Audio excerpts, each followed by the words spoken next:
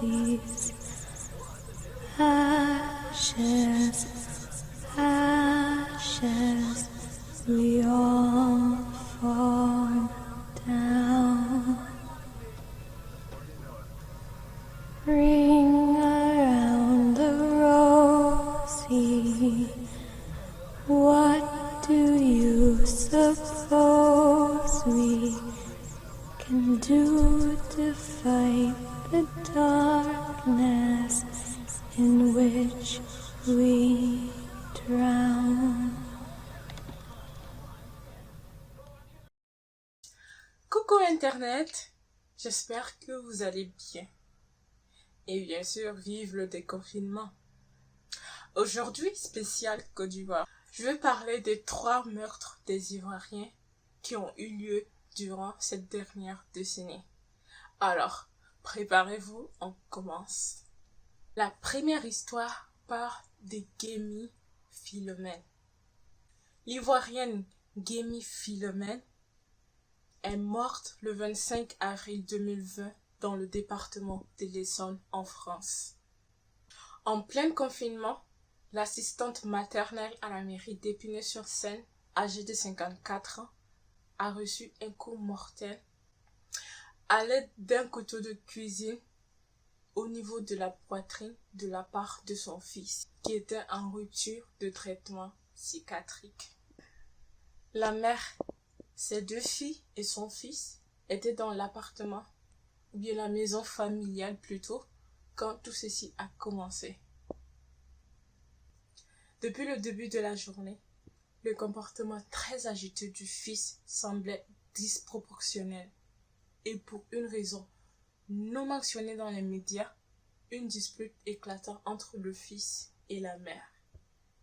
Et, partant de cette dispute, le fils a saisi le couteau de cuisine et a poignardé sa mère en plein milieu du thorax. Ses 2 sœurs, assistant à la scène, ont immédiatement appelé les forces de l'ordre qui, à leur arrivée, avaient trouvé la mère en arrêt cardiaque. Elle succombe finalement quelques heures plus tard, malgré les massages cardiaques des forces de l'ordre pour la maintenir vivante. Une enquête a été ouverte et la date de l'enterrement n'a pas été annoncée.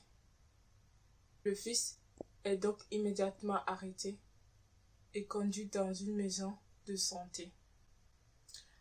La seconde histoire est l'histoire de Falikou Koulibaly. Cette histoire a enflammé la toile en 2018.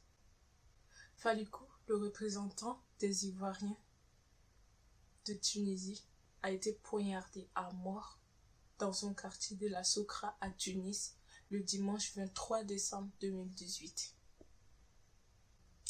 D'après les témoins, les malfaiteurs voulaient lui arracher son téléphone, si bien qu'après le drame, le téléphone n'a pas été pris.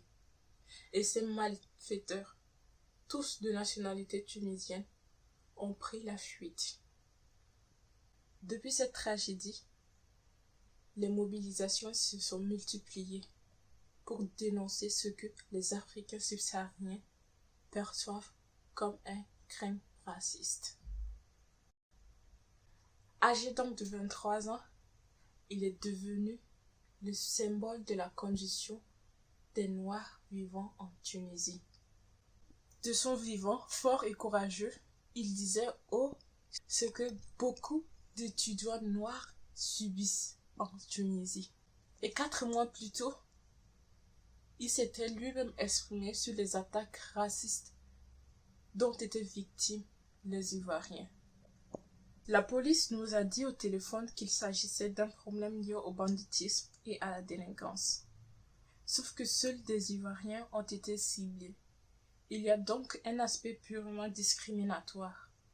Ces jeunes profitent de la vulnérabilité de ces personnes car ils savent qu'ils ne seront probablement pas punis. Depuis sa mort, des milliers d'étudiants sont descendus dans les rues, depuis l'hôpital dans lequel il a succombé jusqu'à l'ambassade de la Côte d'Ivoire en Tunisie. manifestant et protestant contre les conditions de vie d'étudiants, contre le racisme, contre l'absence de condamnation des coupables du racisme, contre l'insécurité que font face chaque jour les étudiants, contre la discrimination, les injures, les insultes à caractère racial, les crachats et le manque de liberté. Et le plus marquant, ces coupables peuvent être bien des délinquants que des personnes instruites, telles que les hauts cadres, les professeurs et les docteurs. Nous demandons à tous les Ivoiriens qui sont au pays, nous demandons à tous les Ivoiriens aussi qui sont en Tunisie de faire une marche en Côte d'Ivoire sur l'ambassade de la Tunisie qui est en Côte d'Ivoire. Parce que trop c'est trop, ils nous ont trop tués ici. Voilà, donc si vous voyez cette vidéo, c'est les Ivoiriens qui sont mobilisés et tous les subsahariens, c'est l'hôpital devant lequel il est décédé, c'est l'hôpital Moshoun, c'est là que nous sommes. Voilà, il y a beaucoup d'associations tunisiennes qui sont venues nous rejoindre, voilà, il y a les médias, tout le monde est là. Donc on demande aussi à tous les Ivoiriens, tous ceux qui sont au travail, de laisser leur travail, de sortir.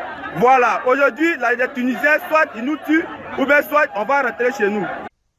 Le corps de Faliko Coulibaly a été rapatrié en Côte d'Ivoire le 26 décembre et il sera inhumé dans sa ville natale à Oumé le 28 décembre 2018. Les autorités tunisiennes ont annoncé l'arrestation de 6 personnes impliquées dans le meurtre de Faliko Coulibaly. Sa vie comme sa mort a inspiré beaucoup d'actes héroïques, spectaculaires. Il sera gravé à jamais dans les esprits, tel un leader. Et enfin, la troisième histoire. Cette histoire n'est pas une histoire de meurtre, mais de vie perdue. Il s'agit de l'histoire de Laurent Barthélemy Annie Kibayi. Laurent, âgé de 14 ans, voulant rejoindre l'Europe, est retrouvé mort dans le train d'atterrissage d'un avion en provenance de la Côte d'Ivoire vers la France, le mercredi 8 janvier 2020. Laurent, comme la plupart des personnes, avait rêvé de voir les pays européens tels que l'Allemagne, l'Espagne, la France, également voir la Tour Eiffel. Et donc, pour réaliser son rêve, Laurent refuse d'aller à l'école un lundi et parcourt les 30 km qui le séparent de l'aéroport pour se retrouver dans le train d'un Boeing où la température peut aller jusqu'à moins 50 degrés avec une pression atmosphérique très faible, ce qui résulte de la difficulté à respirer dans cet endroit. Son corps a été retrouvé 7 heures plus tard à l'aéroport de Roissy. Et grande fut la surprise de ses parents lorsqu'ils avaient appris la mort de leur fils et de surcroît à des milliers de kilomètres d'eux. Il a été rapatrié le 21 février accompagné de son père et enterré le 29 février dans son village. De 1947 à 2012, 96 personnes se sont cachées dans les trains d'atterrissage. 73 sont morts et quelques-uns seulement ont été secourus. Voilà, c'est la fin de cette vidéo. Dites-moi en commentaire ce que vous en pensez. Et d'ici là, prenez garde à vous. Le monde est si terrifiant. Tell me why I'm waiting for someone that couldn't give a fuck about me. No, you wouldn't.